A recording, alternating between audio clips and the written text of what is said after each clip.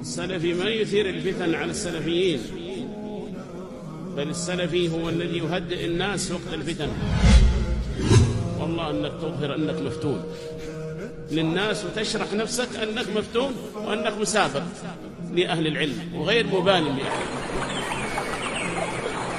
يصطاد في الماء العكر، هذا يحتاج صميل كما يقال، وما يحتاج أن يتأنى في أمره، يبتر كما بتر ابن صياد.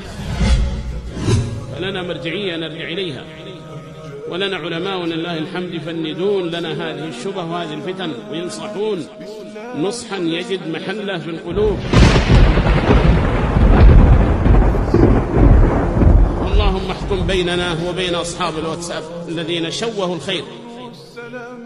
والله بعضهم ما في خير للدعوة السلفية، ما في خير، ما يظهر إلا وقت الفتن، ولا يعرف إلا وقت الفتن بين السلفيين.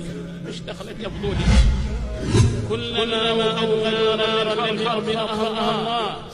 كم من نار يوقدها أعداء الدعوة السلفية. والله السلفي متواضع كما كان السلف. السلفي يتوخى آثار السلف والعمل بآثارهم. السلفي يقف